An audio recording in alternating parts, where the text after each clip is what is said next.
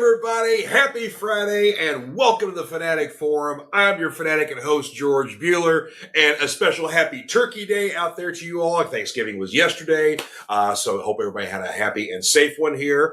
Of course, we got a fun show for you tonight here, but I can't do it without my tag team partner, the Jim Neidhart to my Bret Hitman Hart here, the Man Hammer himself, Roddy's Rowdy. Roddy's Rowdy, yeah. Roddy, yeah. Boy, that was a confusing tag name. Yeah. We'll get to that when we start talking Survivor Series 89. But yeah, some of the team names were good, and some of them weren't. And a lot of coke was done on that show too. Oh yeah. Well, as a matter of fact, there was one particular person may have done a little too much to the point that he was not on the show at all, and he should have. Yeah. Yeah, so we got some teasing there. You all may notice also we are actually pre-recording today here. So we had to record this because I have to work Friday night, Black Friday. So we decided to record this one early here. So if you guys are making any comments, sorry we can't address them. That's why. There you go. Yeah. So we're sure everything you said was hilarious, though. We agree. That you guys are awesome and amazing and. Yeah, thank y'all for hanging out with us, even in this time-delayed fashion. Yes, sir. Yes, sir. Thank you. And of course, we got to hang out on Thanksgiving. Michelle made a nice, lovely meal for us and everything like that. Yes, so it was a lovely meal. We enjoyed it greatly. We didn't get into any fist fights this year. I was proud of us for doing that. Michelle. A few awkward moments with the wishbone, but. Well, I said Michelle did win the arm wrestling contest this year, so there you go. Yeah, she did. She did. Yeah. I think it's the most bizarre Thanksgiving ever. we mix a little Festivus with our Thanksgiving. Thanksgiving doesn't end until you pin the turkey. Right. Exactly. And it's a live turkey. You got to chase it around and pin it down, catch turkey. So, hey, if it works for Rocky, it can work for everybody else. So there you go. Yeah. All right. Well, I got a bunch of comic reviews to do here, and then I understand you've got some reviews as well. And then, of course, we got the big review here for Survivor Series 1989, the only Survivor Series that was actually on Thanksgiving.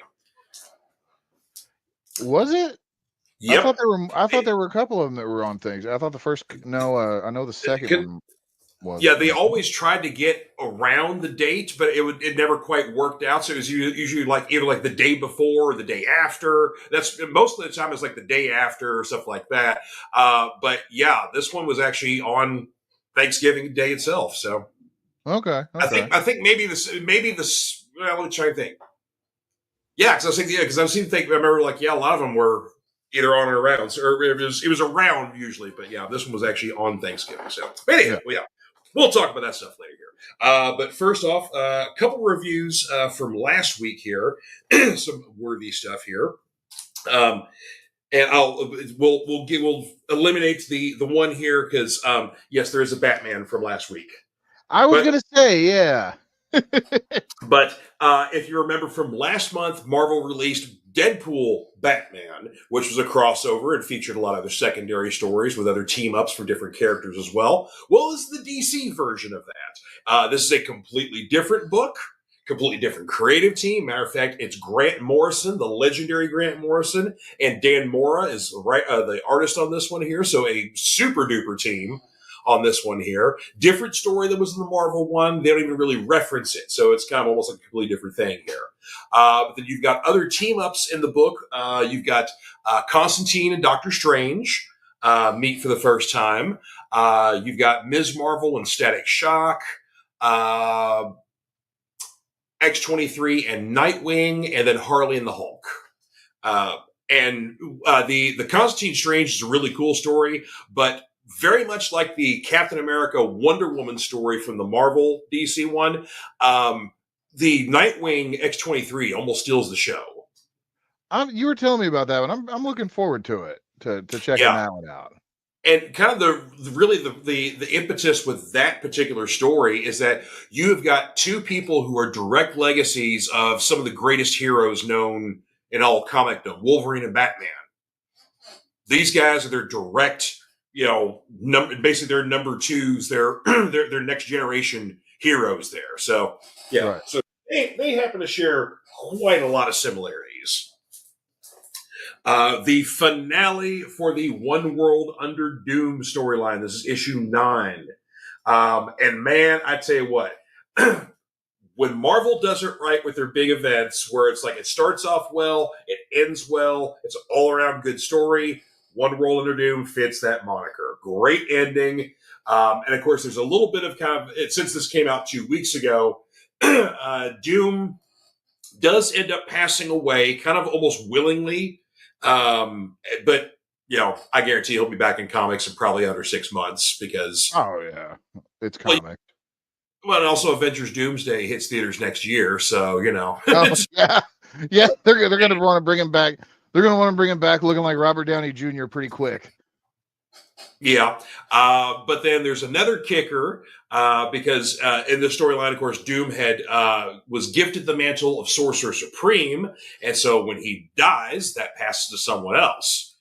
Well, that someone took the role, wasn't gifted the role, wasn't appointed the role, anything like that. No, this person took the role, and that person is Wanda Maximoff, the Scarlet Witch. Okay, she is now Sorcerer Supreme, and that pisses me off. This is a woman, yes, she is not quite a founding member of the Avengers, but a very early member of the Avengers. But let's not forget, she started out as a villain. She broke bad twice before we even get to the Avengers Disassembled storyline, where she killed off multiple Avengers, including her own husband. And then, mutant fans, let's talk about the House of M, shall we? I hated the House of M so much. Yeah, and then basically Wanda with the no more mutant shit and basically wiping out almost all of, mutanity. Not humanity, but, mutanity. So, yeah, Scarlet Witch is a dangerous and unstable person. Currently, she's nice, but that doesn't last long because sometimes she tries out some new magic stuff, gets corrupted, whatever else. Highly unstable, highly untrustworthy, has killed multiple heroes along the way, and now she's the most powerful sorcerer in all the universe. And she took the role. Yeah. Major problems with this. I don't see why. I don't see why you'd have problems with that. Yeah. Got it. That's just and this one here, of course, I told you about this one last week. This is an amazing book, Spawn: The Dark Ages #1. Liam Sharp, the great artist and also writer as well, is helming this book entirely on his own. It's a 6-issue miniseries. When Liam does his fantasy art, it's gorgeous. If you've seen like his Savage Sword of Conan stuff recently, his Batman, Wonder Woman, Brave and the Bold miniseries, Starhenge. When he does his fantasy art, it's gorgeous, very intricate stuff. And this does not, this is right alongside with that. The fun thing about this book is that the secondary character, aside from the Hellspawn, may as well be Conan. It looks like Conan. He talks like King Conan, where he's a little more intelligent, a little more refined, sort of thing like that. Right. But he may as well be Conan. So it's almost kind of a Conan Spawn crossover. And also, because Liam Sharp really likes to do his research and get in the weeds on stuff, especially if he's doing a book in apparently olden times, whatever else. So there's a glossary of terms, because there are sometimes some terms or phrases or whatever else that are used in this book that you may not be familiar with. There's a glossary in the back. Okay. Yeah, I'm down for that. I'm telling you, you're gonna love this. I'm really looking forward to it, and it's like that. There's like a running theme of stealth Conans in things. Do you know? Like, did you hear about the this? It was the Four Horsemen, their legendary barbarian figure for the mythic legions. The Vitruvian hack stuff. Oh yeah. Yeah, well, like the SDCC convention exclusive this year was like specific enough to where it had 2 alternate heads, and one looks suspiciously like Conan with the black hair. The other one is suspiciously blonde-headed and looks like He-Man.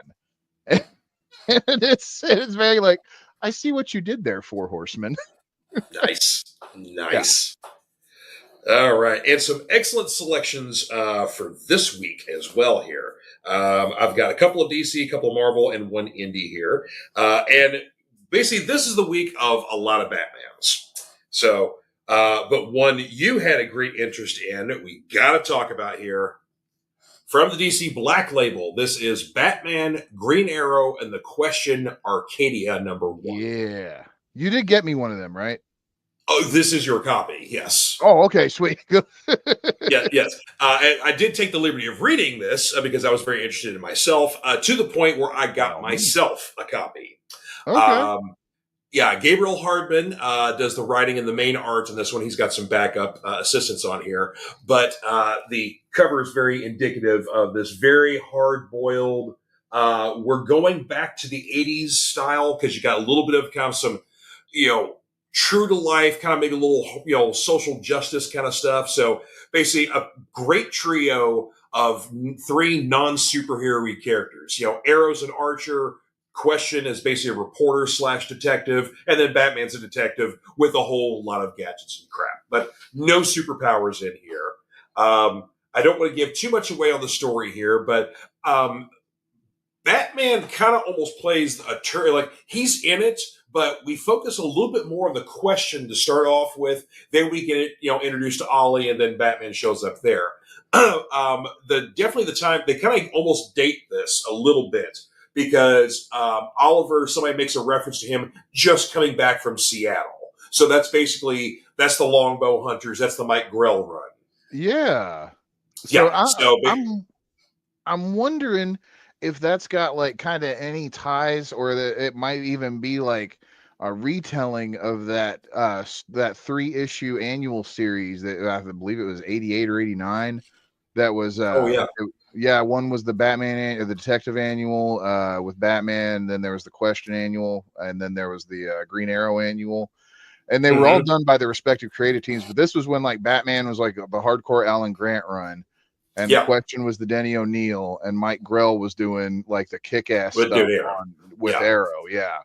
And this is definitely a nod to that and an homage to those runs. So while this is a new story, I don't know if it's going to be connected to anything in the past necessarily. But Gabriel Hardman basically said like those are 3 of my favorite runs in comics. Period. So I want to do a story that basically is an homage to that. So that is exactly what this is. Off to a outstanding start.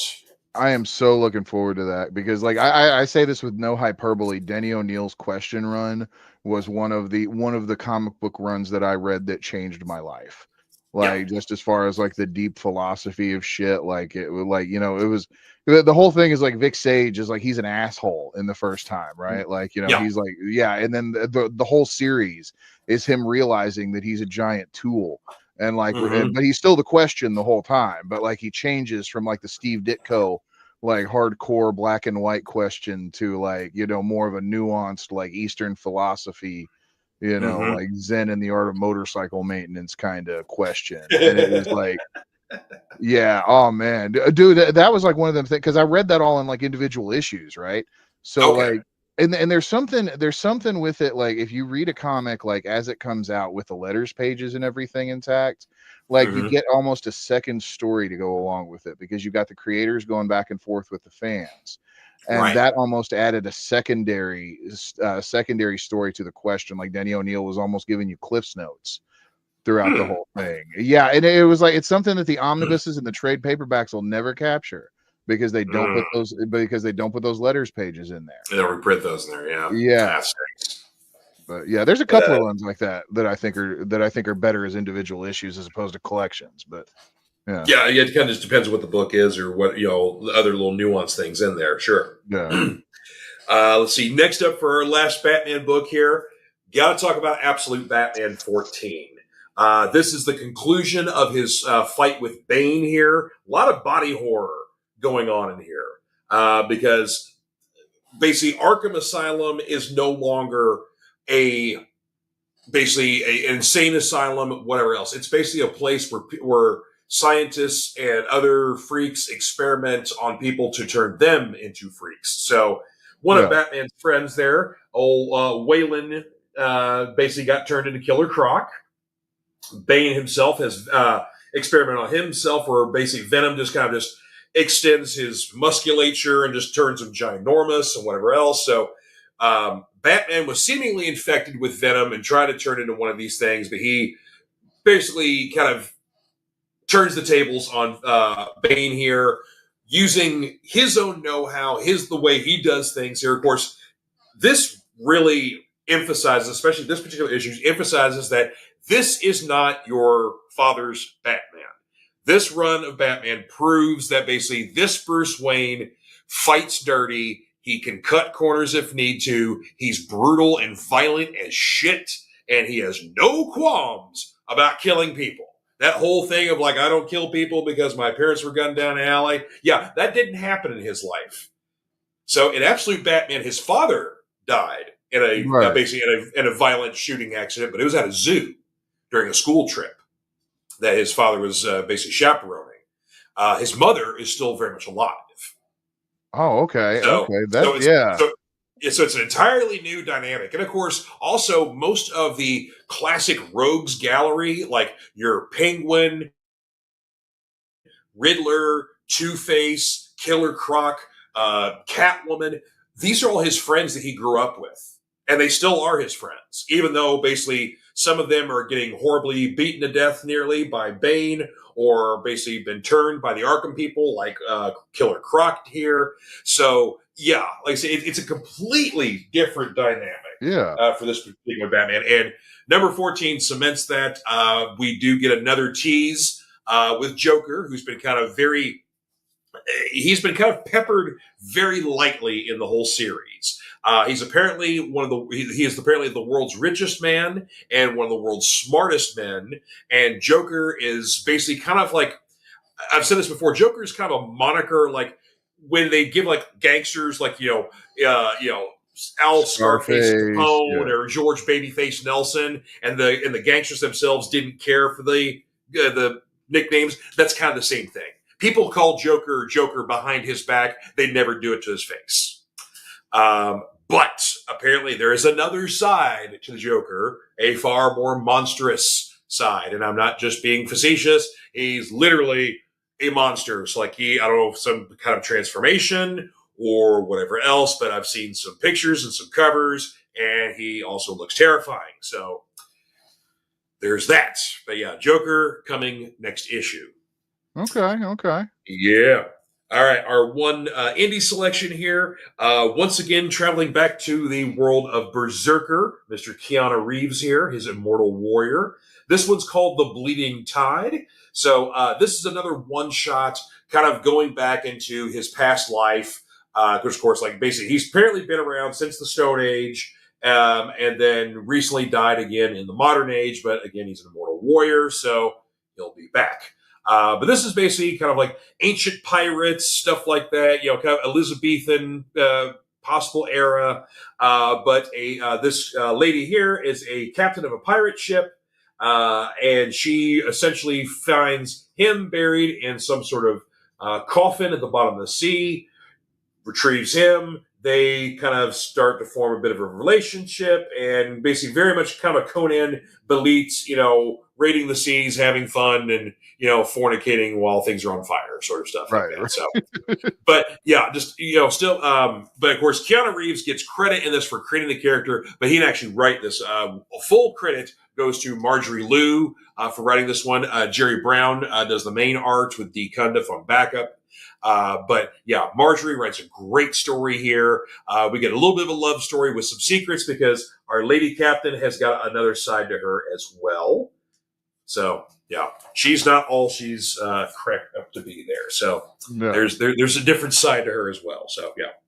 And there are a couple of Marvel selections here. A new volume of The Incredible Hulk has come up here, but this is the Infernal Hulk.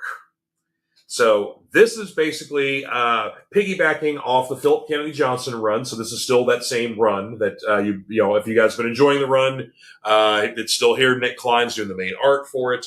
But if you remember in issue 30, the last issue of Incredible Hulk, the creature known as the Eldest, who's basically kind of this mother of horrors, queen of all monsters, sort of thing like that. The Eldest essentially ripped Bruce Banner from the body of the Hulk. So Bruce is gone. Bruce is, they're basically, and the Eldest steps in, and now basically something evil, something old, something horrible is driving the Hulk. So completely uninhibited, no qualms about any kind of anything. So if you want to see a completely unleashed Hulk, this has got some awesome fight scenes. Like there's a scene where a large portion of military comes in and they're going after Hulk because they think, oh, this is, Hulk's fighting a monster. And then they basically realize the Hulk is the monster they have to fight. And it is an ass kicking of epic and violent and bloody proportions. So, but there may be some hope yet. We get to the end of the book there, but so there is a little bit of a shining light there. But yeah, at this point, like the heroes of Earth kind of watch what's going on. Like, what the hell? What's Hulk doing now? Because they have no idea all the supernatural stuff that's been going on with Hulk. So yeah, Avengers, X-Men, Fantastic Four, all of them, they're like, holy shit. Yeah, so like this is like World War Hulk level, except worse. Right. Yeah.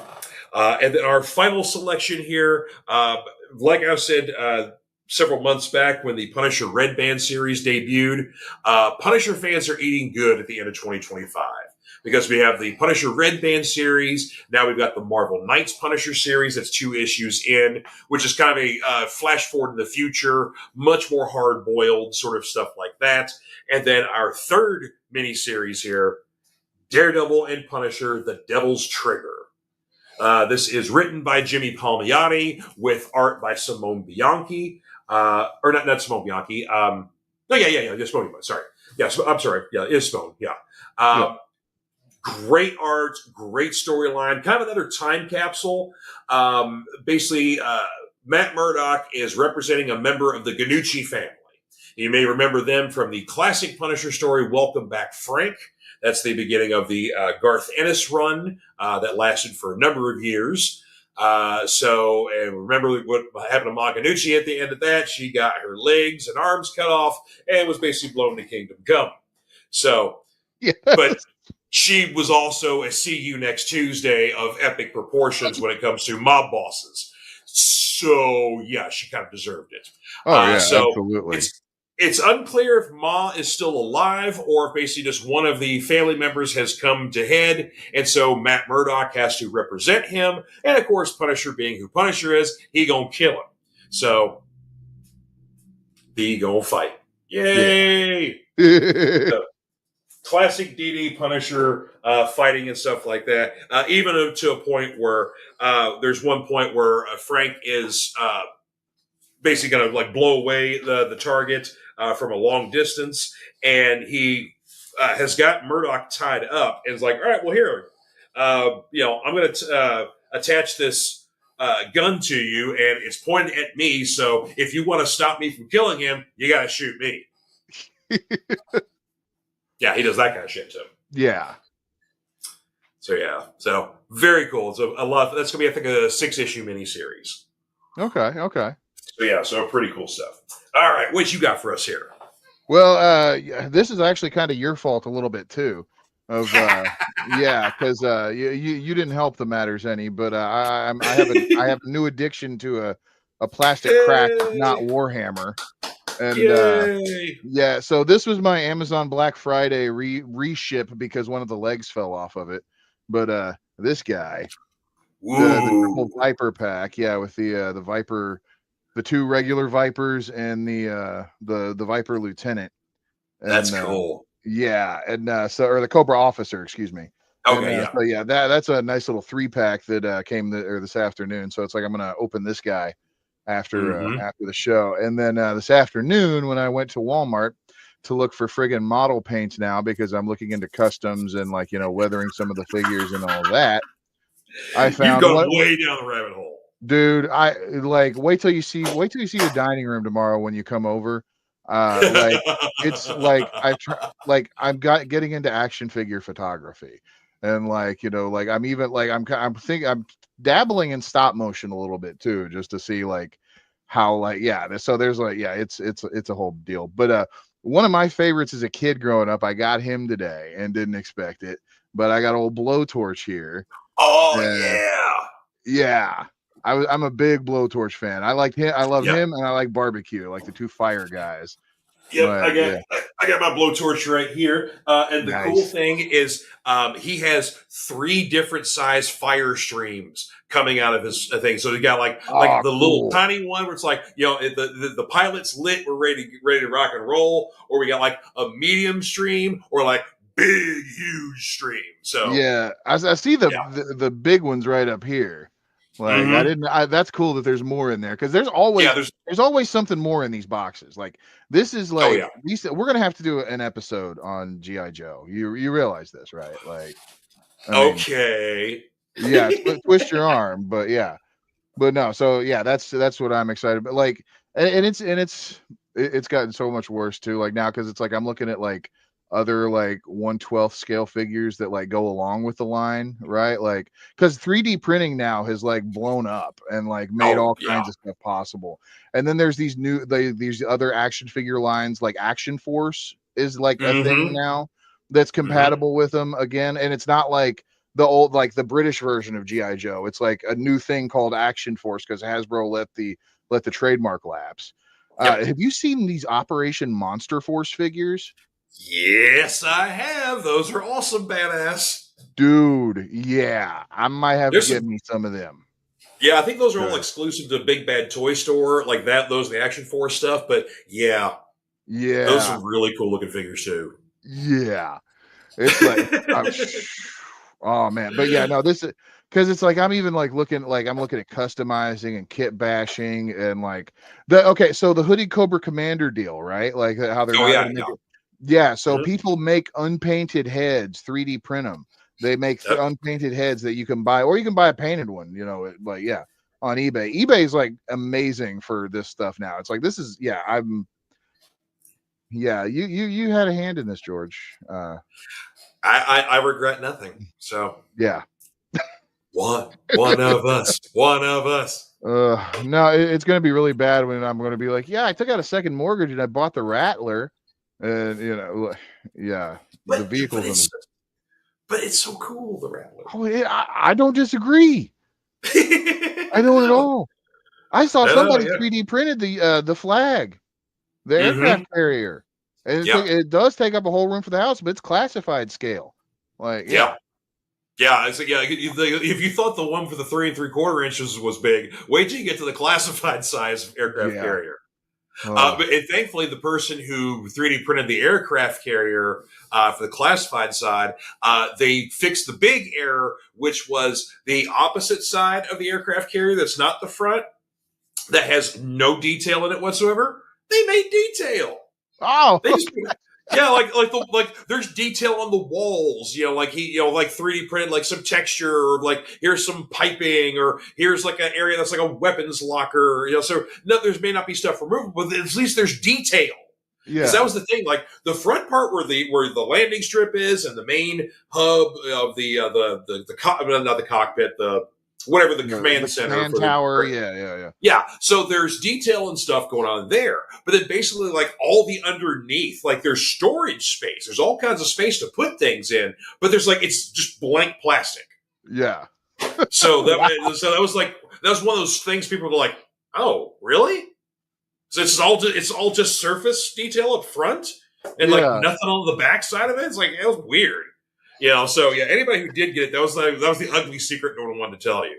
So Yeah. Well, everybody else was just too busy, like in awe of the massive shrine to GI Joe that you had, the plastic shrine that you had to GI Joe in there. But yeah, mhm. like seeing like some of these companies making the gear packs and everything too, like you can like. Yeah, it's like I like 3D printing like little helmets and different guns and everything that go with them. It's like the whole this has blown open a whole new world to me. Like of Nice. just like what is like available and what can be done. People are repurposing Fortnite boats torpedo or to make barracudas. Oh, cool. Yeah, like there's like some kind of specific boat that like people are buying that's going like for an insane amount on the secondary market because GI Joe collectors are frothing at the mouth for it because there's no aquatic vehicles in the line yet. Yeah, you're right. Yeah. Yeah. Yeah, well, we're getting our first snow vehicle because I think the Snowcat thing's fully funded on the Hasbro Kickstarter thing. So we're getting our next large vehicle in because we got some small ones. We got the Trouble Bubble, the Vamp, which is the Jeep, and then we've had some motorcycles, different versions of those. But like the big vehicles, it's like the Cobra Rattler, the GI Joe Dragonfly, which is the helicopter that Wild Bill pilots, the Hit Tank, and then basically the Snowcat. And that's it so far. Yeah.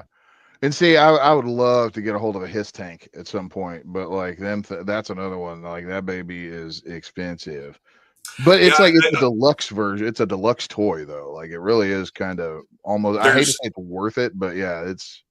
I think there's lights and I know there's lights and sounds and stuff like that. So I mean, there's some. Yeah, it's not. I think it does everything but roll. I think it might even do that. Like, oh really? Oh yeah, yeah. I think that's it cool. does. Yeah, that's even better. All right. Yeah, because I know it's got like rubber treads on it and everything. Oh, that's tight. Yeah. I'm pretty sure I know that Miso's game room may have one. I know they got a Rattler.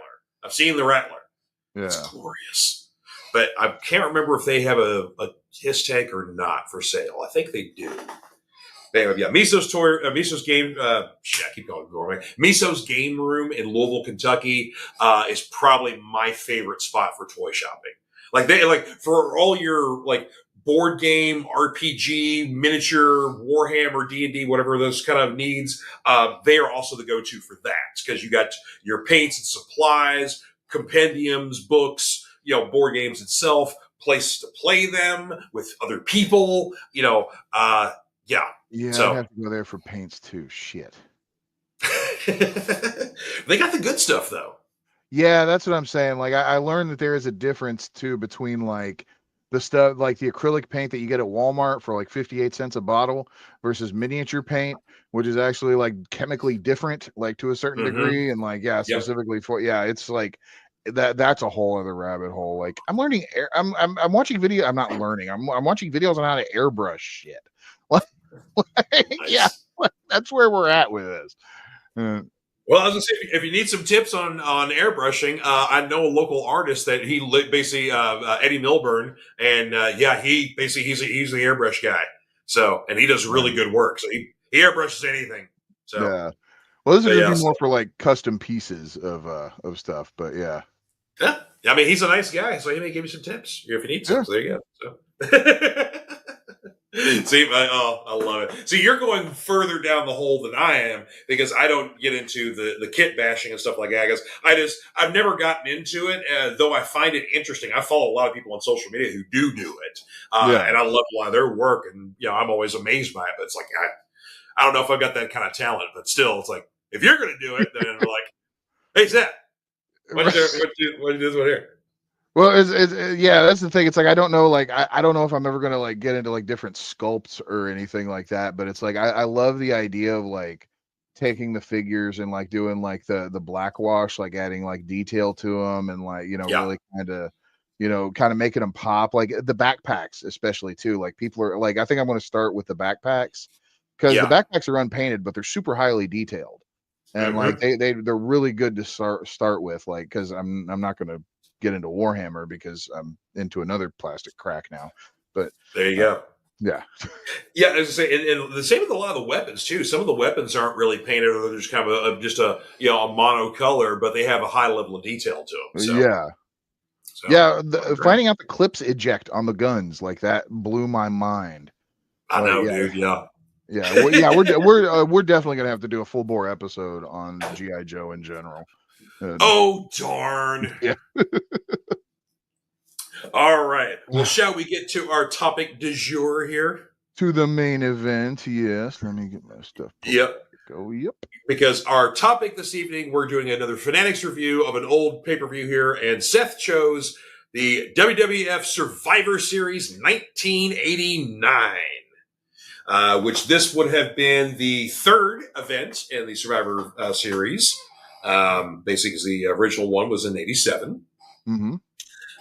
This, of course, and like it had for, I think, maybe the first 4 years, maybe even 5 years of the Survivor Series, taking place at the old Rosemont Horizon in Rosemont, Illinois, right outside of Chicago. So. Yeah, because they were trying to hold the Northern Territory still while the NWA had the South. And this was right in the middle of the big battle between the NWA and the WWF on the Thanksgiving show, when the WWF was counter-programming the shit out of everything, like they still do. Oh, yeah. But, yep, like they still do. Yes. Let's see here. We had a recorded attendance at 15,294. And like I said, this actually did take place on November 23rd, 1989, which was Thanksgiving Day. Our commentators, one of my favorite WWF commentating teams, Gorilla Monsoon and Jesse the Body Ventura. They were one of the highlights of this, yes. Absolutely. Because I love old school Jesse commentary where he's just talk shit about every single babyface, even to the point of basically thinly veiled racist comments against Tito Santana. Kept always referred to him as Chico Santana. He would call his flying elbow finisher the flying burrito, stuff like that. Yeah. Yeah. So, but it was just Tito that he'd do that kind of stuff with. But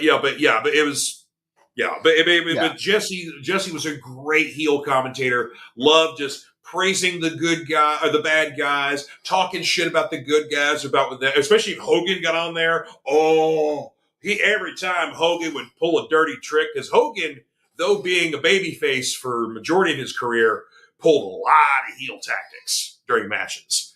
And so, anytime he did, Jesse would not let up. Oh, yeah. So I always loved Jesse when he did that kind of shit. But our show actually begins with a cold open of everybody involved in the show talking about what they're thankful for. And it's interesting that Hogan is the first person you see, and the Ultimate Warrior is the last one you see.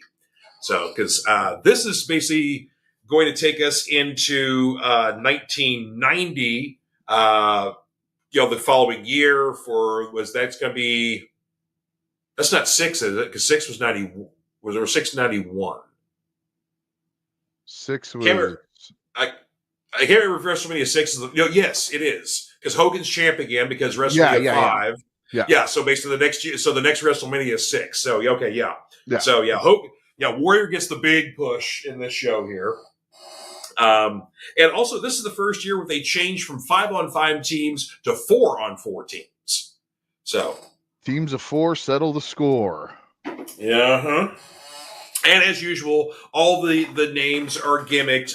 Usually, it's basically led with 1 star, an undercard guy, and then usually a tag team.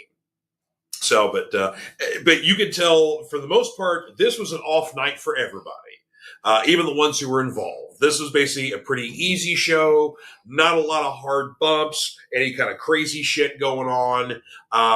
I think Andre may have taken the biggest bump of the night just by going over the top rope. And Andre had a very easy night that night. There were a couple of people that had super easy nights on this show. Yeah, there were. But Andre definitely had a very easy night. Yeah. There was one dark match before the show started here. Boris Zukov versus Paul Roma. And Boris Zukov got the 1, 2, 3. So, which was interesting that Boris Zukov won a match. But then again, he won it against Paul Roma. So, yeah. There you go.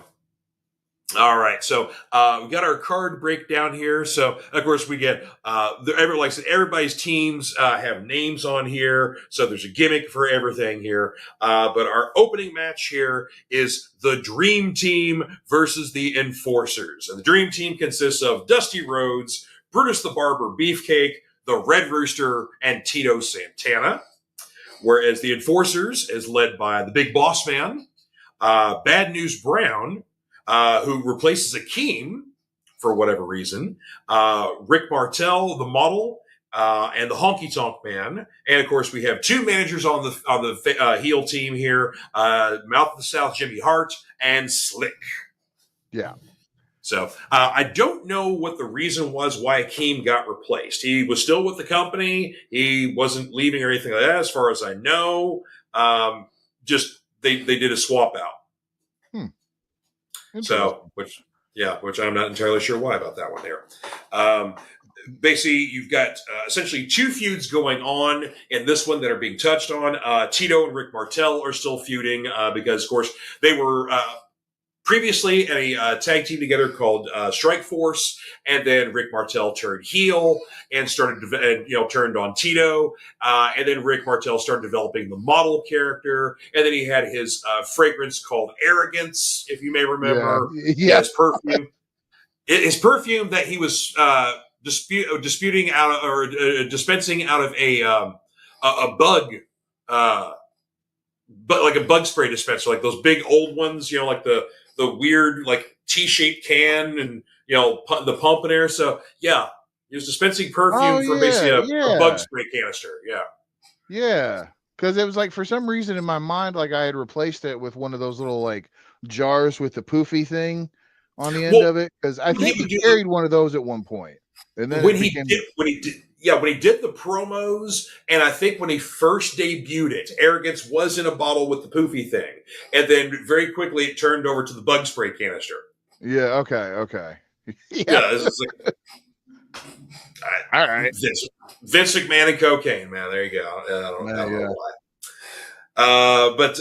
So of course, like I said, Jesse is relentless. Oh, also our other feud here, I forgot to say, our other feud is obviously Dusty and the Big Boss Man are going through a feud at this point here. So, and this is actually, I think, before we get to the Dusty and the Macho King feud, I believe. So yes, yeah. This is pre that. Yeah, because actually, I think there's also a shot in the crowd where you get to see a woman who basically now later on know as Sapphire, who was basically a fan of Dusty Rhodes, and then he made her his manager. Yes, yeah. I was gonna say I saw her in there, and I was like, for a second there, I thought she was there as Sapphire, but no, it was Yeah, that was basically the point where they were kind of telegraphing her. They just show a shot of her in the crowd wearing polka dots like Dusty, stuff like that. Yeah. So, yeah. Oh, also, I love to in the opening intro where everybody's doing their thanks. And what's Dusty thankful for? My polka dots, baby. Yeah. So I was like, oh, it's like he embraced those polka dots like nobody else. I tell you what. Now, one thing I found interesting about this match is, real quick too, Natty would go on to wear the same pants that Brutus Beefcake wore in this match. Did you pay attention to what they were? Because they were horrifying on Beefcake, but they were full pants, but they had like a see-through section going up the thigh, and like it cuts like right before it gets to his ass cheek. Or it goes back to the full fabric, and it was like I've seen Natty in that because Natty can pull it off, and it's noticeable. It's like it's a fine looking woman doing that. Brutus, I would like to see an Italian Neidhart. Brutus not so much. As a matter of fact, I did think at one point in time of trying to find with the match that I was thinking of with her wearing that is like a who wore it better deal, and show it. It was like I didn't have I was too lazy to find. We all know Natalia would win that one. So there you go. Absolutely, yeah. Let's see here. So, but yeah, basically, this is very mid '80s WWE. So we're not talking about high spots. We're not talking crazy stuff. This isn't like a big blow off kind of feud. So we don't get bloody in this or anything like that. So we're talking body slams, punches. Some pretty easy wrestling here. Like I said, everybody probably got a nice turkey dinner either before or after the show. You're probably getting holiday pay alongside the pay you would normally get for the show. So everybody's probably making a good chunk of change for, like I said, what's a pretty off night for wrestling here.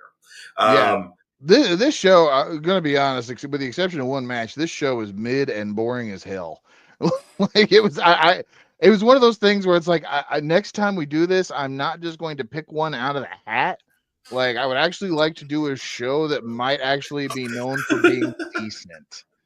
That's this show was a fucking struggle, man. Yeah, Yeah. yeah.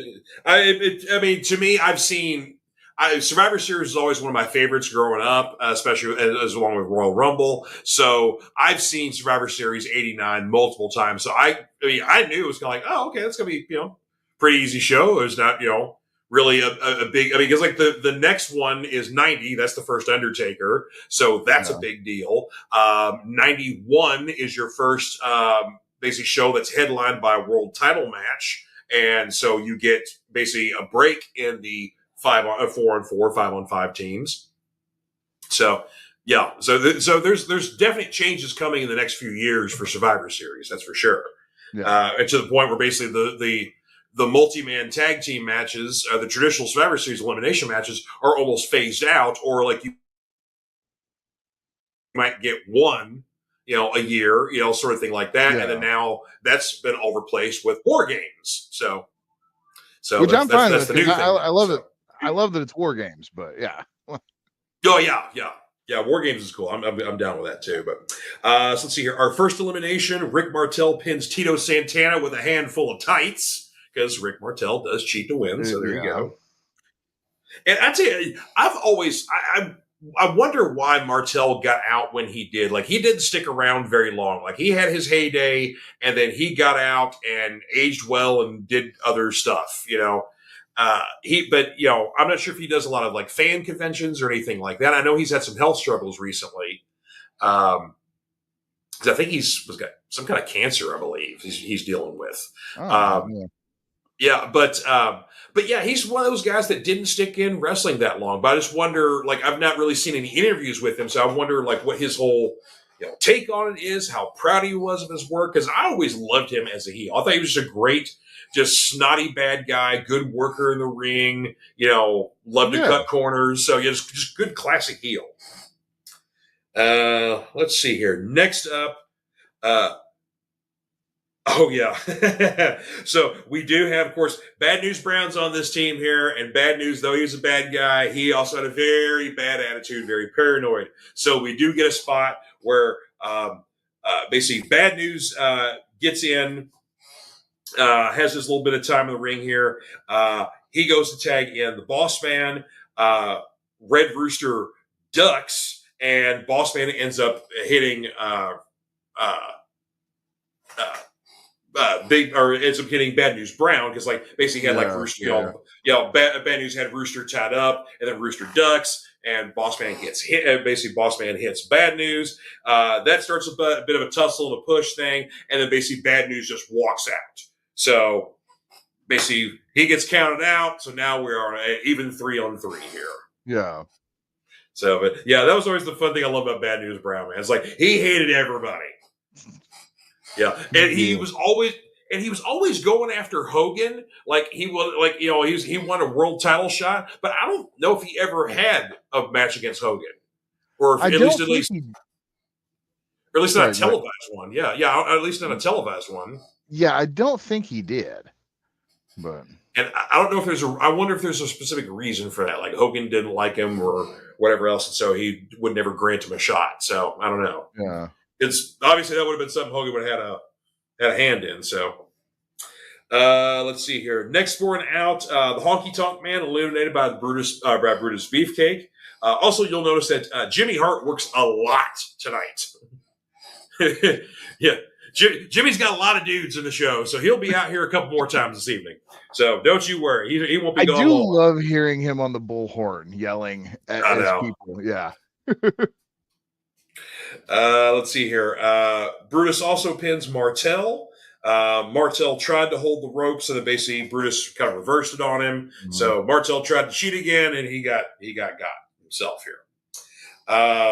Red Rooster, how he stayed in the match this long, I don't know. But Red Rooster finally gets eliminated by the Boss Man with a good old Boss Man slam. And then Last but not least, Dusty gets a quick surprise pin on the Boss Man, kind of a nice quick roll up sort of thing like that. After they go tussle, it gets the win, and then this course starts an afterward where Big Boss Man cuffs Dusty to the top rope and starts to beat up on him with a nightstick. Yeah. Yeah, and then Brutus comes in with the save with the hedge clippers. Which, again, it's like, you're a barber, you cut hair, and we've seen you with scissors and other hair cutting tools before, but your gimmick was a giant pair of hedge clippers. Yeah, I never understood that at all. It's the 80s. It's bigger is better, man. And I do love Corny always ragging on Beefcake because it was like, you know why he's called the barber? Because he had one hair match in 1981. And he Yep. And he won it. Yeah. Yep. And there you go. And so he got the barber. Yeah. And of course, that was Brutus's best gimmick he had in his entire career. He was a man of many gimmicks over the years.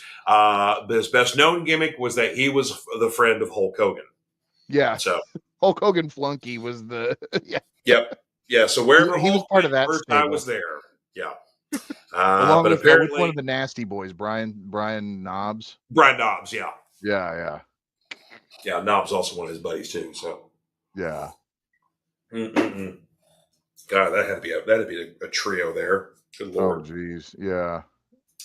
And of course, we get some nice post-match interviews and pre-match stuff like that, warming us up for their next one. So Sean Mooney and Mean Gene Okerlund are working hard tonight here, and of course, we always get to see Mean Gene. We get a lot of love for him, but I gotta give a shout out to Sean Mooney. Love Sean Mooney. Oh yeah. Yeah, great interviewer, just kind of good voice to him.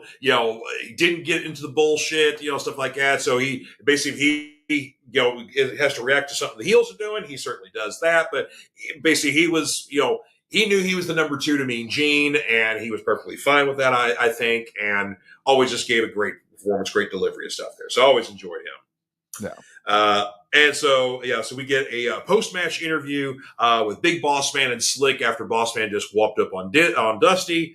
So he's also basically Boss Man's still all sweaty and hyped up and everything like that. So next up, we got Mean Gene interviewing the 4x4s, which is the team of Hacksaw Jim Duggan, the Hitman Bret Hart, Rugged Ronnie Garvin, and Hercules. And they all have their trusty 2x4s. Yes, because Jim Neidhart's gimmick was the 2x4, and so everybody's got 2x4s. Does anyone use it? Jim Duggan. Yeah, sorry, not Neidhart. Duggan. Yeah, Neidhart's later in the show. But you got 4 men carrying big hunks of wood in the match. Not a single one of them were used. Duggan, that is true. Duggan picked his up, to chase off the heels. But that's about it. So anyway, so we get a typical Mean Gene interview with the crazy guys, and everybody gets their little piece in there. So there you go. We get our heel team, the King's Court, which is the Macho King Randy Savage with Scary Sherry, Earthquake. At this point, now known as the Canadian Earthquake because he's teamed up with Dino Bravo, and welcome back Jimmy Hart. Yeah. So, Earthquake, basically, he was the regular Earthquake when he first came in, was feuding with Hogan. And then after the feud with Hogan, they teamed him up with Dino Bravo. So he dubbed himself the Canadian Earthquake. And he was running around with that for a while. And then there's the tugboat heel turn where he becomes Typhoon. And then Typhoon and Earthquake team together to be National Disasters. And then later on, those guys turned face, and they were a face team for a little bit. Yeah. So. I did kind of weirdly like the Natural Disasters. They were fun.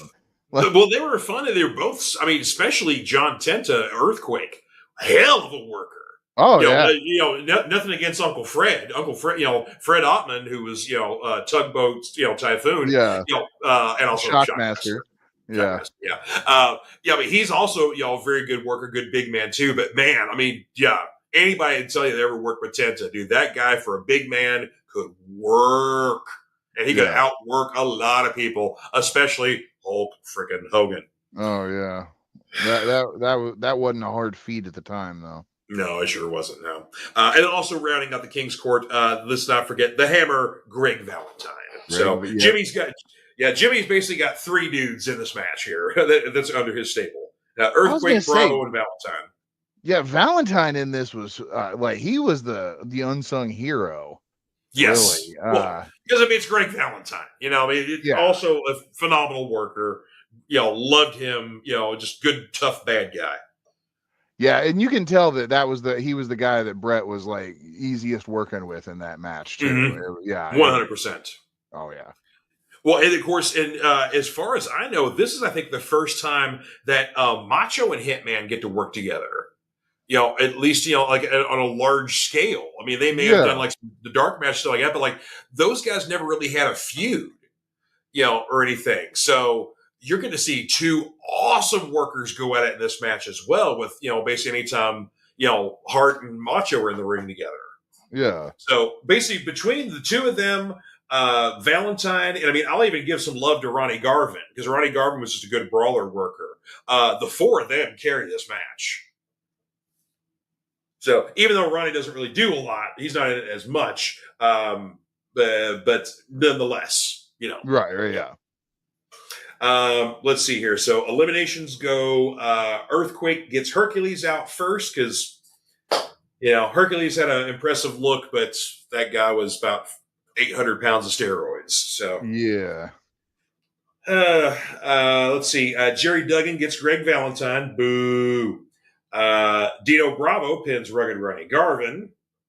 And then basically, like I was just referring to, we get this awesome mini match at this point between Bret Hart and Macho Man that goes on for a little bit.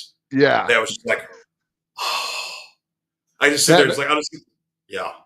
That was like, wow, the show's actually become watchable for a minute or 2. Yeah. Yeah, I mean, for like a good, like what? Maybe like little, 3 minutes, maybe. Yeah. 3-4 minutes. But it's so good. It's so good. And I wondered that watching this match made me wonder too. Like Macho Man was known for being meticulous as hell about his matches, and like going in there. Like how did he prepare for something like this? Is what I want to know. Like because it's like he's doing like it's like I can't imagine like he's got to coordinate with 7 other people. Move to move to do his thing, unless like it's something to where like he's just only focusing on who he's tagging with at the time. Like that's the thing. Macho Man isn't alive to do shoot interviews, and he never did any when he was alive. So yeah, it's like we don't know these things. But from my understanding, he was pretty meticulous with when it came to like the big matches and stuff like that. For this being a multi-man match, I guarantee you there was a couple of spots like he may have worked some stuff out with Hacksaw. He definitely during his whole program with Bret Hart for those few minutes, they definitely talked that over. But then again, they may have talked a little bit, but for the most part, somebody's got something. I was gonna say I can hear that girl.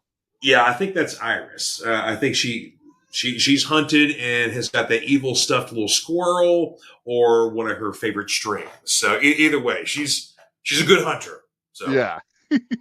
we recognize your hunting superiority. Now shut up. Anyway. So like I said, we get this great mini match here with them. I think, a lot of it may have been called, in the match, for the most part. Because I mean, two consummate workers like Macho and Hitman, they could work that out in the ring. Really yeah, absolutely. A line that Jesse Ventura has, basically, Gorilla Monsoon has a line like, I don't think Hacksaw knows the meaning of the word quit. And Jesse comes back with, he don't know the meaning of much. Like, get him, Jess. Yep, there you go. Love it. Let's see here.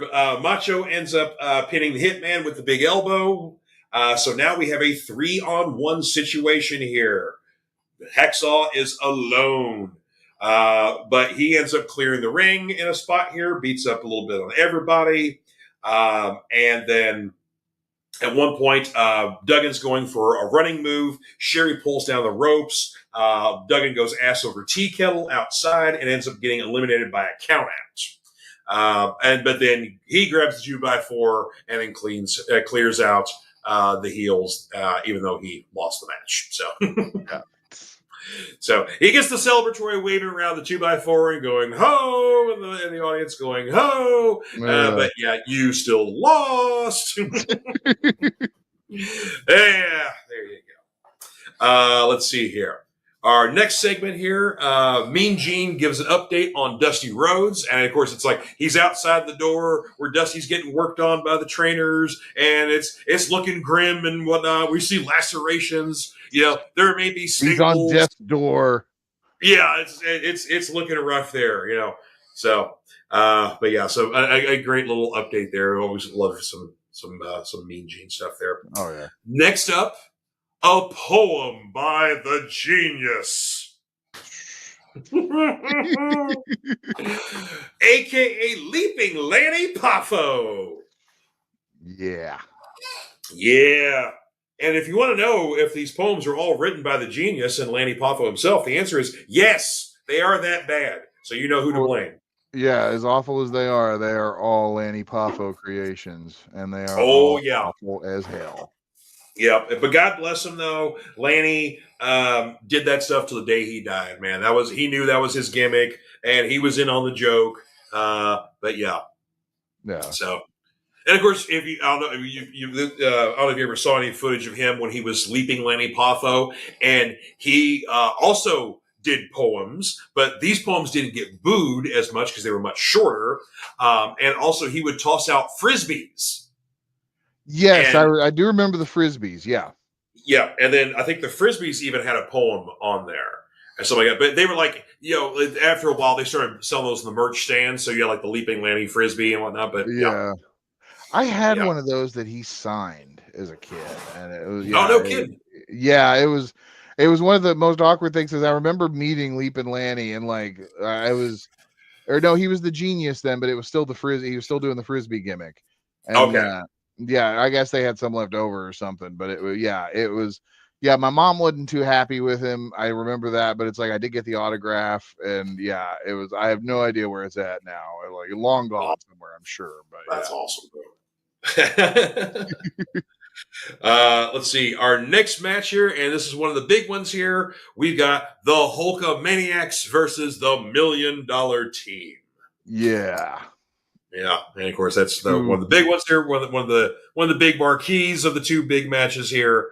And if you may remember in history, the previous summer, the film No Holds Barred was released to theaters, or should I say, unleashed on theaters, more be appropriate. So, yes, basically starring the titular Hulk Hogan and Tom Tiny Zeus Lister. So, yeah, we got to enjoy his. Basically, Tiny had been doing a lot of movies before this already. So he was already a working actor at this point. But then basically for the remainder of 1989, old Zeus got in a few matches. Basically, he only worked with Hogan or if Hogan was tagging with Brutus Beefcake. But he didn't work with anybody else. Right? He would tag with Macho King. But yeah, there you go. Well, and you remember too, previously in SummerSlam, like he didn't even really wrestle. Like he got almost insta DQ'd. And and that kind of becomes a running theme. It does, because basically, it's the whole thing is that Zeus is Fury Unleashed, and he basically he just wants to just choke the life out of Hulk Hogan, but doesn't necessarily understand the rules of wrestling. So Zeus isn't in the match very long. But along with Hogan and his team, you've got Jake the Snake Roberts and Axe and Smash of Demolition, one of my favorite tag teams. And of course, they recently had a face turn at was it the previous WrestleMania or SummerSlam? Basically, when they were when they they were bad guys being managed by Mr. Fuji, and Mr. Fuji got mad at them and like pulled down the ropes on Smash or Axe, and one of the two. And so basically it was literally a dual turn because they were fighting the powers of pain, and the powers of pain walk off with Mr. Fuji, and then the Axe and Smash basically go on to superstardom because they become good guys. So there you go. And then over on the $1 Million team, of course, you have the $1 Million Man, Ted DiBiase, with Virgil, Zeus, as we mentioned before, and the Warlord and Barbarian of the Powers of Pain, a.k.a. Timu Road Warriors. Yes. Yes, because they were just literal ripoffs of the Road Warriors. Vince McMahon admitted this many times. The wrestlers themselves knew. It's like, yeah, he doesn't have the Road Warriors sign. They don't want to come here right now. So we're the Road Warriors he couldn't get. So, yeah. But yeah, as we said here, Zeus is almost DQ'd immediately for choking out Hogan and tossing the ref out of the way and stuff like that. So yeah, Zeus is in the match for about a whole 30 seconds. Yeah. So, but we get kind of another, basically a big team up against the heels on Hogan here, just kind of like what we had in the last match.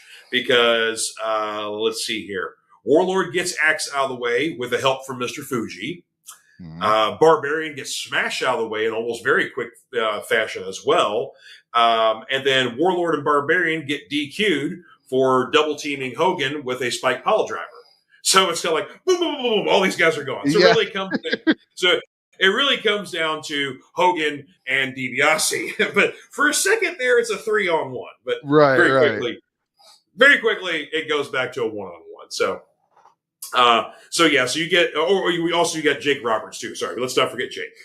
But then, of course, DiBiase ends up getting rid of Jake Roberts too with a little help from Virgil. So, yeah. so Jake doesn't stick around too much longer after that there. So we get, $1 Million Man with Hogan, but Hogan's still selling the pile driver from earlier, so he's acting hurt. So $1 Million Man's taking liberties with him, and then the Hulk out. And so Hogan does the blowing of the puffing of the cheeks and the shaking of the face and his silken Chinese hair, and basically makes the big Hulk out and the pump up, and he's turning red and is doing the thing and the punches and the punches and punches and a body slam and then the big boot and the leg 1, 2, 3. You had a match. There you go. Yeah, this was like my interest was waning hard here. It was a very rough match. I honestly, this was the one I didn't pay very much attention to after the Zeus DQ. And it was like, if Hogan in the 80s is not in the main event, it ain't a good match. It ain't even like a match worth really checking out, honestly. And basically, he's in the third of a 5-card match. So he's in the middle of the card. He's mid-card. Literally mid-card. Yep. Hulk Hogan, the king of all wrestling, basically, at that point, is mid-card. Yeah. Yep. And, of course, this match is almost entirely a commercial for the next event coming up December 27th, which was No Holds Barred, the movie The Match. Which literally was a pay-per-view event where they showed you in its entirety, No Holds Barred, and then followed up with a tag team cage match of Zeus and Macho Man with, Zeus and $1 Million Man with Hogan and Beefcake. Yeah. Which was I remember when this happened because I wanted to watch it so bad. And it was, in hindsight, it was the stupidest thing in the world. It was. And they taped multiple matches, like Dusty and Bossman had a match. Trying to think. I think Hacksaw and Macho King had a match. So you had I think 4 or 5 matches that were actually taped for this thing, but they only aired the Hogan Zeus one. And so if you'd already seen No Holds Barred, there was no reason to buy this pay-per-view for one match. No, not a bit. Because if you saw No Holds Barred, unless you were suffering from a head injury, you didn't want to see it again. So, not unless you're going to get with your friends and get drunk and have a chuckle. So that's a great reason to watch No Holds Barred. To make fun of it, give the Mystery Science Theater 3000 treatment for it. That's a great reason to watch No Holds Barred. But if you're sitting home alone, have nothing else better to do, and say, hey, you know what? I'm going to watch 1989's No Holds Barred. Stop. And please select something else. Yeah, and Barbed Wire with Pamela Anderson is a better movie than that. Yes, because she's kind of half naked in the movie, so that's a very good reason. Hulk Hogan's half naked in the movie, but I'd much rather see Pam Anderson than I would see Hulk Hogan. Yeah. But anywho, so so mostly there's a lot of commercial for the No Holds Barred pay-per-view event, which is literally the next event the next month. So a couple days after Christmas. But no real reason to see that pay-per-view or movie at all. But that also is that was our blow-off for the Zeus Hogan feud, so we never see Zeus in the WWF ever again. Yeah, thankfully he goes nowhere near wrestling. And Nope. Yeah, he basically does acting and, basically does, in the 90s, some of his big turn-up movies were like, Fifth Element, Friday, so, yeah. Oh, so he becomes a very prolific actor. Yeah, I mean, he already, of course, a couple of years prior to this, he was in a movie you let me borrow recently, Extreme Prejudice. God, that's such a good movie. Did you check it? You watched it again? Oh yeah. And it's so funny because people like some early reviews, like there must have been some simple folks reviewing movies in 1987 because this movie is a kind of a neo-Western. It's a modern day movie, but it has very much a Sam Peckinpah Western kind of feel to it. Directed by the great Walter Hill. We're gonna take a sidebar here for a moment there, folks, if you'll indulge us. That's what we do on the Fanatic Forum. Yes, we are the kings of sidebar. But Extreme Prejudice, like you got Nick Nolte's playing a Texas Ranger. He's going after basically kind of there's a drug dealer that's come across the border that affects the town where he's in, but they're childhood friends. So it's always been kind of this like, I want to turn you over to the good side and get you to stop doing what you're doing, but I don't want to kill you, and I'd rather not put you in jail. I'd rather you just stop it and do all that kind of stuff. So he's still trying to protect his friends, sort of thing. Then you've also got this elite military unit who's now worked their way into things, and they're throwing in the complications. And then, of course, you've got basically the drug dealer himself, who's played by Powers Booth. But there's so many people in this movie, like Michael Ironsides, Clancy Brown, Maria Conchita Alonso is in here. Trying to think what Tiny Lister is in there as well. William Forsythe. So I mean, just like the list goes, like there's a shitload of people. So many people. Yeah. So, but I'm not sure if it's streaming anywhere. You can rent it on YouTube, but I don't think it's streaming anywhere with any of the services, I believe. Yeah, I don't think so either. Which was it was really cool though. In that Blu-ray, you got a digital copy with it, and the Blu-ray was pretty reasonable coming out. I think it was only like $16, but it was part of the Vestron video line that they did. It's still in print, but definitely worth checking out. Yeah, very much worth checking out. But just great action movie. When you get to the end, like big old like shout out to the Wild Bunch kind of shootout. So top quality cinema, folks. All right, back to the old Survivor Series here. Of course, we do get a post match here with Sean Mooney interviewing Savage, Zeus, and Sherry, and we're basically promoting the No Holds Barred movie in the match. Once again. Then you've got Mean Gene interviewing Hogan and Barber. And they're kind of doing their thing, and they're getting all pumped up, and we're getting pumped up for December 27th. And then Sherry comes in behind them. She screams some stuff and throws salt in their eyes. And then Macho and Zeus show up, basically, and scuffle ensues. Yes. So nice little backstage little blow up there. Next up, we're back on Jesse and Gorilla, getting ready for the next match here. Did you notice the shirt that Jesse Ventura was sporting to make sure everybody could check it out what he was wearing? No, what was it? He's wearing an Abraxas t-shirt. Okay. So his crappy straight-to-video sci-fi flick, Abraxas, where he plays the titular bad guy, Yep. Yeah. He was part of that movie. Yes, sir. Back when Jesse was coming out with some bangers too. The Running Man, Predator, Abraxas. Nebraska. Man, I do kind of wish though that you just snorted. I did. It's like Running Man, Predator, Abraxas. I mean, Praxis. It's not the worst movie you're ever going to see, but it's definitely one of those like late '80s low budget sci-fi action flicks that isn't Liam borrows a Neeson in lot it too? Yes, Liam Neeson's also in it. Yeah. Yeah, in one of his very early. Yeah, I think I saw Abraxas as a riff track on. Yep. On So one of it's the definitely a live. riff. I mean, I've seen it before, but I can't remember if I saw the riff track or I'm just like adding to it. I know they've done a riff track, so yeah. Yeah. Mm-hmm. But yeah, no, I do wish though that television series that Jesse Ventura and Roddy Piper filmed a pilot for, where they were former wrestlers turned cops, would have been picked up. Yeah, because that was a great premise. Like they fought crime with wrestling moves. Like they didn't need guns; they were pro wrestlers. Mm-hmm. And the funny thing was, like, there were a couple times you'd see them like in a gym or something like that, but you never saw them like at a wrestling show. You never actually got to see them wrestle. But then when they would get into fights with cops, you're right. They wouldn't use guns. They would basically be doing like body slams and suplexes and arm drags and crap like that.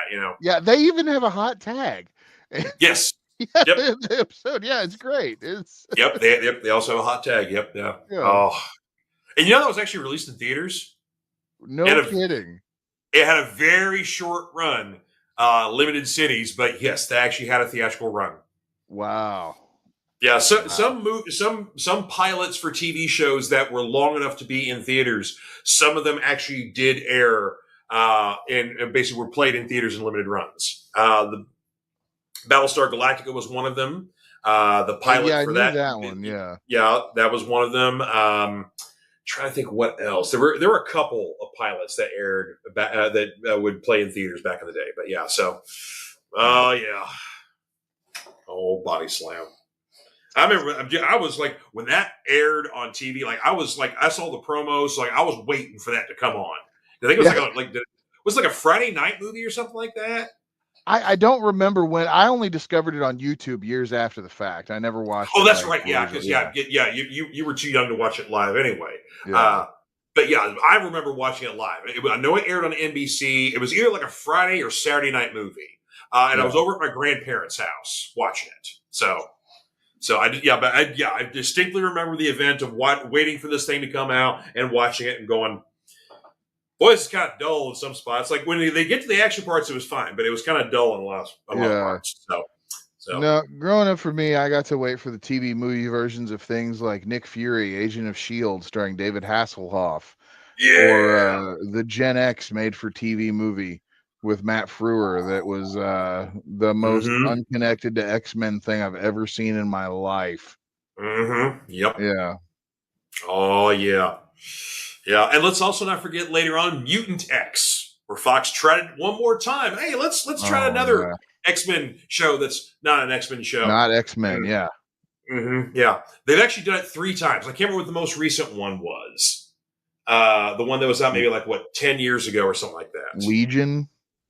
No, not Legion. Legion actually was great. Oh. I need to watch that then. No, this was like a Fox Network show, not FX. But yeah, but you had the Gen X pilot movie. You had Mutant X. I was thinking there was a third one. Maybe it's just called like The Mutants, maybe, or something along those lines. But anyway, but no, the Legion show, that one, the same dude that's doing the Alien series, Noah Hawley, did that one. It's not tied into X-Men so much. Basically, Charles Xavier is mentioned several times because obviously he's David's father. You actually do get a scene of David and Xavier, but it's not Patrick Stewart. It's a different actor playing Xavier. In the final season, you finally get a confrontation between the two of them. But it's kind of its own thing. It's disconnected from the X-Men, but it's so fucking weird and cool and original. And it's got a great soundtrack. Especially the first season's the best. It kind of it tapers off a little bit in the second season, gets a little uneven, then kind of picks things back up in the third and wraps up well. But that first season is outstanding. So, yeah, okay. I loved Legion on FX. That was a great show. All right, back to the pay-per-view here. We're almost done. We got 2 more matches left here. Yes. This is Rowdy's Roddies versus the Rude Brood. So, Rowdy's Roddies consists of Rowdy Roddy Piper, Superfly Jimmy Snuka, and the Bushwhackers. And, of course, we do get some pre-match interviews here. Sean Mooney is with the Brood, and Mean Gene is with the Roddies. The Brood is basically, we're all, we're all awesome, things like that. Rick Rude has his airbrushed pants, which are great. He's got yeah. And then you got Mr. Perfect with the Genius and the Fabulous Rougeaus with Jimmy again. Interestingly enough, Bobby the Brain Heenan is not with Rick Rude, even though Rick Rude is still currently a member of the Heenan family. But Jesse Ventura also had made mention a few times throughout the show that maybe there was some tension within the Heenan family, some dissension within the ranks. Well, I think the real answer is going to come in the next match. I believe it certainly will here. But yes, so in Rowdy's with Mean Gene, we get Rowdy giving a crazy promo, while in the background, Jimmy Superfly Snuka and the Bushwhackers are single-handedly annihilating a turkey. Yeah. Almost obscenely. Yeah, but it's like there was a lot of coke done between this team too. But yeah. I mean, Jimmy Snuka at this point in his career, he's probably barely conscious, and he's working completely on like motor skills here, So yeah, And one thing I was reminded of in this match, I forgot that the Fabulous Rougeaus had a theme song. Did they? Yes, and they played it in their entrance. They're coming out there, but it was obviously a Jimmy Hart production. You could tell by listening to some of the lyrics that Jimmy Hart wrote it. The Rougeaus sing it. Yeah. More like talk in rhythm. But yeah, it's basically just them talking about how great they are and the ladies love them and stuff like that. I don't remember this. I don't remember their entrance, mainly since I kind of tune out during some of the entrances. But but I completely forgot that late in their career, the Fabulous Rougeaus actually had a theme song. But it wasn't really until Jimmy Hart started managing them. So there you go. So, but yeah. So there's your warm up for the match there. But Superfly ends up getting Jacques Rougeau out early with a nice Superfly splash. So, like I said, when Snuka's in the ring, when he's still able to do it, he looks good. But like you can just tell, like the lights are on, but nobody home, man. Right. Rowdy Piper gets Raymond Rougeau. Mr. Perfect gets Butch. And then Rude eliminates Luke by pinfall. So then basically you get Rowdy Piper and Rick Rude start basically getting to a big tussle, and they get into a double count out. So now you're basically left with Mr. Perfect and the Superfly. So, and of course, you get a nice, definitely Henning carries it in here because this is Henning at his peak right here in 1989. Yeah.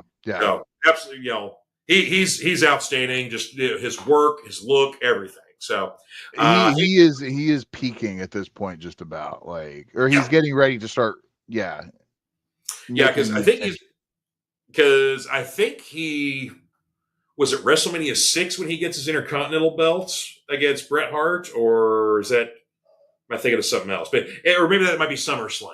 But either way, he's come up on an IC belt run here in a little bit.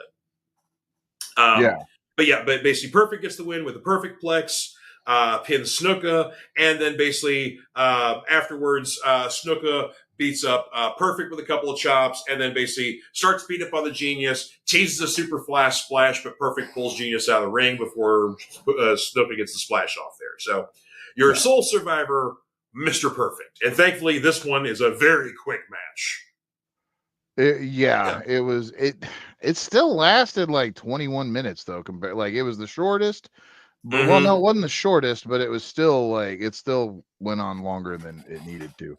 Yeah, but 10 of those 20 minutes were the entrances though of That is 8 true. people. So Yeah. So and of course because you got like a lot of time stalling and time killing and stuff like that in the entrance and all that kind of jazz. So Yeah. Let's see. Post match, Mooney's with the Rude Brood celebrating, and then Mean Gene goes with the Ultimate Warriors, which is made up of the Ultimate Warrior, Jim the Anvil Neidhart, and the Rockers, Shawn Michaels, Marty Jannetty. And this is very much a typical, we're going to be rocking and rolling, strutting and strolling, coming to your town, baby, woo. And Jim Neidhart, something, something, something, ha, ha, ha, ha, stroke, stroke, stroke. And then Warrior, something nonsensical, screaming, ultimate war. Yeah. That's your promo, folks. I saved you 5 minutes. So there you go. And then on the Heenan family side, we've got Andre the Giant, Haku, which at the time we're still teaming as the Colossal Connection, Arn Anderson, and what we should have had was Tully Blanchard, because the Brainbuster's the other part of this team here. But alas, no Tully. And in his place, Bobby the Brain Heenan wrestling.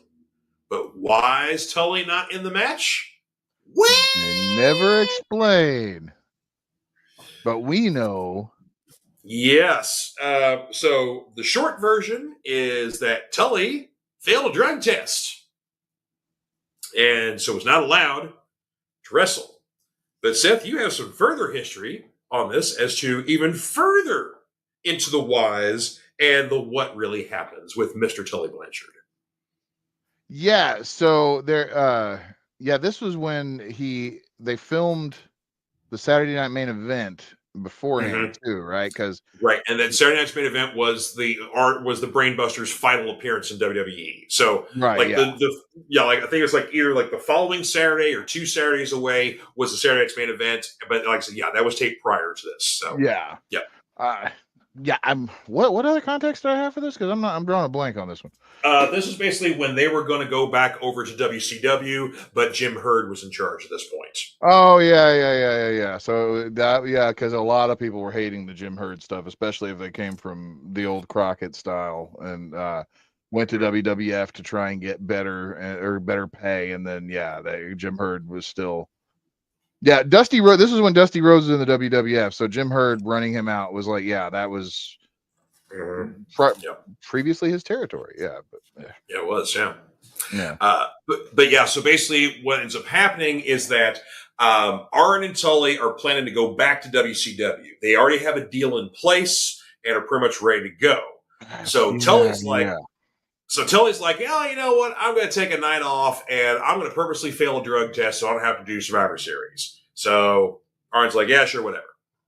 He's like, I'll have to fly out to Chicago. I'll see you in Georgia, sort of thing like that. So that happens. Tully doesn't, he's not allowed to work the match. Bobby Heenan replaces him. But Jim Herd finds out about Tully failing the drug test. And because he did not know nor care of the history of Arn Anderson and Tully Blanchard in WCW as being original founding members of the Four Horsemen and basically tag team stars over there for many years during the Jim Crockett era, Jim decides to make a new deal and offer them less money because Tully failed a drug test. Yeah, they devalued themselves pretty hard. Tully devalued them pretty hard. So, So they leave go back to WCW, but now they're doing it with less money because Tully flecked up. Yeah. Thinking he's just like, I'm going to have a fun little night off here and not have to work. And then he ends up screwing them over in their future deal with the company they were going to next. Right. I hope Arn Anderson gave Tully a right cross to the jaw. It's like, you fucked me out of my money. I'm going to punch you in the face.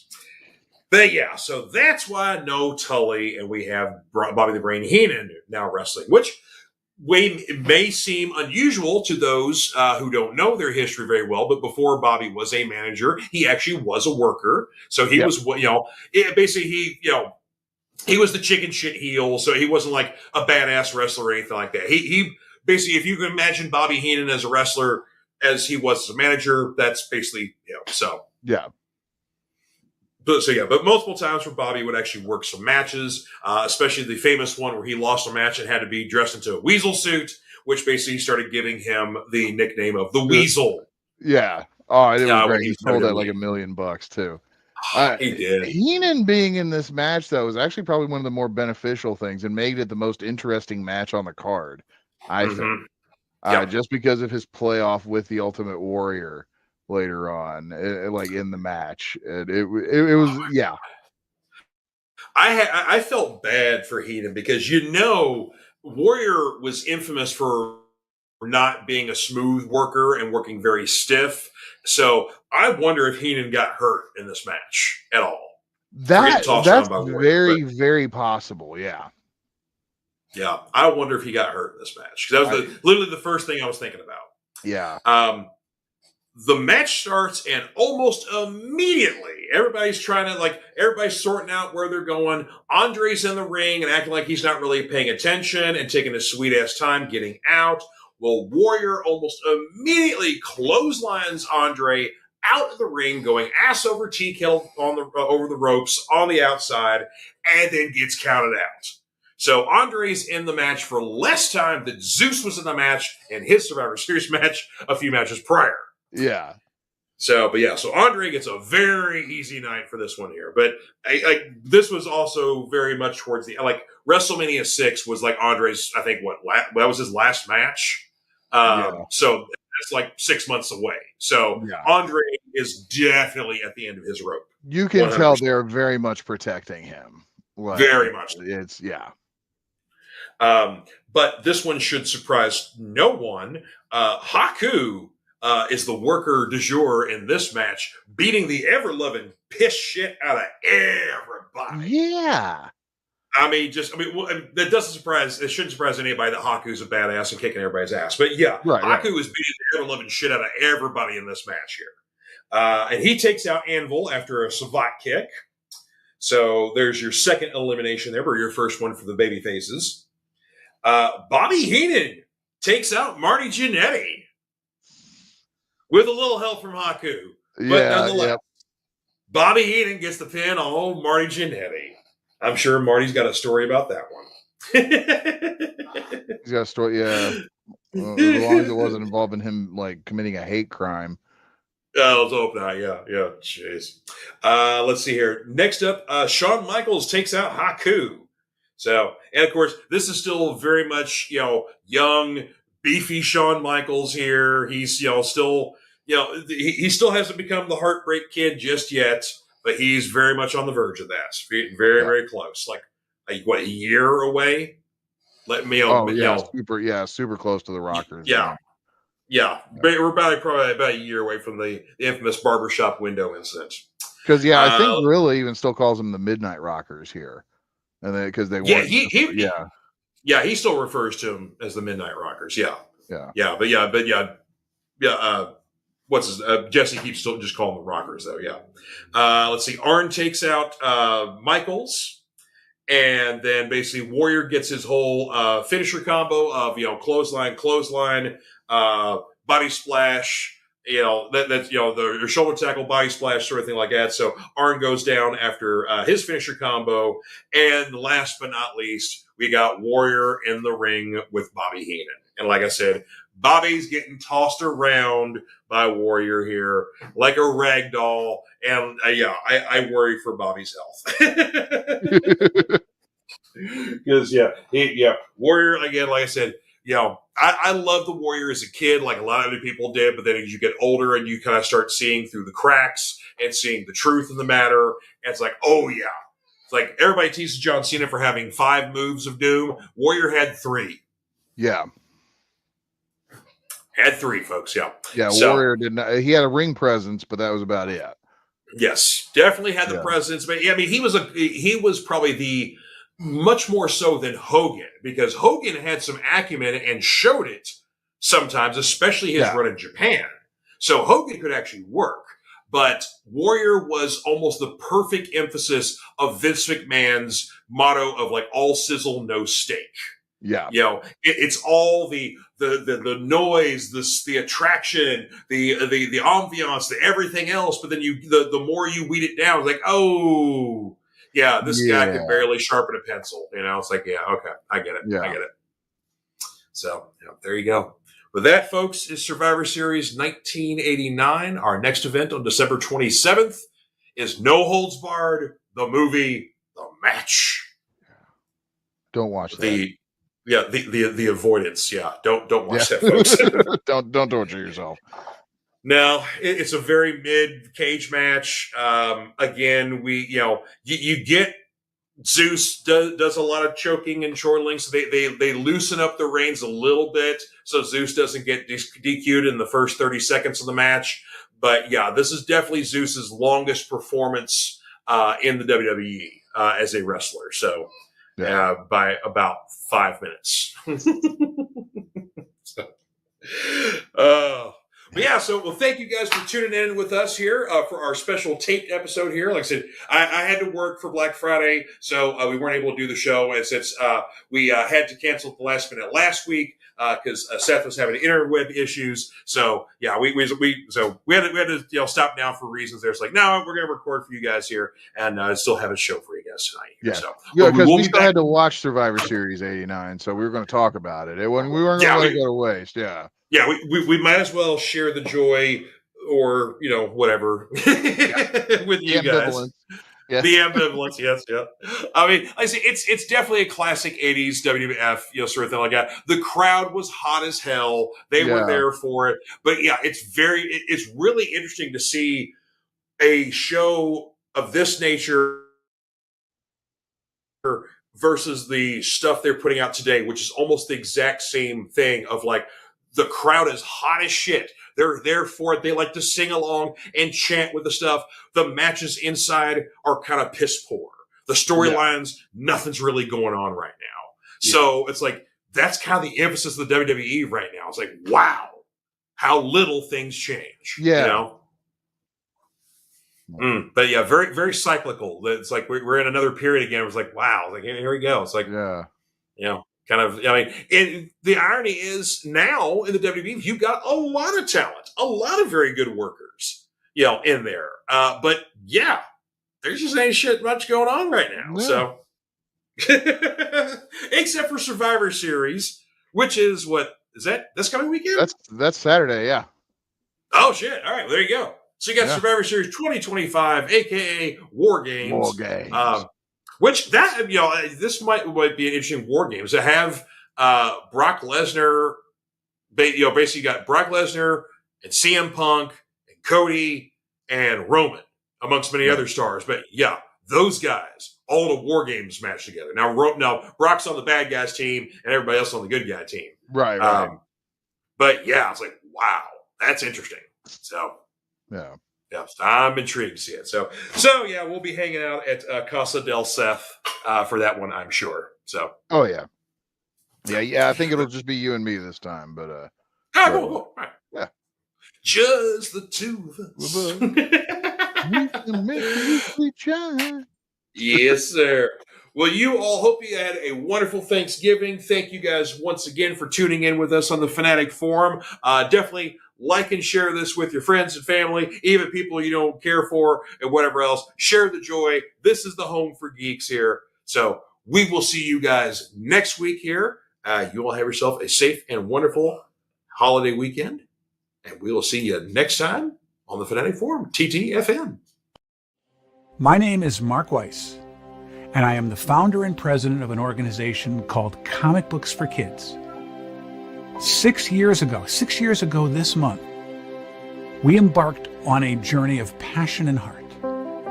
Our goal was to make a difference for children in hospitals and cancer centers. Little could we have ever imagined the response we have now. Starting with just hopes and dreams, we had no money for our mission. We had no product to give to the hospitals. And we had only called a couple hospitals and asked them, if we were to provide you with comic books, would you be interested? And they said yes. So we embarked on a 1-year journey to make a difference for these kids.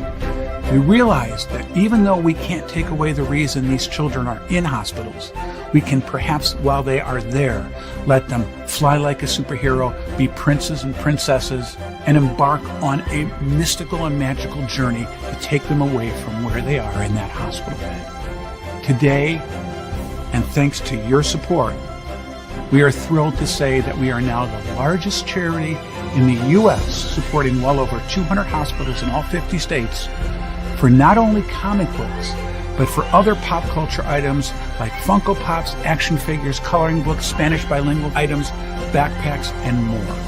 When we received materials that were inappropriate for the young ones, we started a sister charity called Comic Book for Truth. And overnight, we became the largest charity in the U.S. for these same items to all branches of the military. We want to thank our friends for providing us their support and for allowing us the means to make so many happy with their gracious give to us.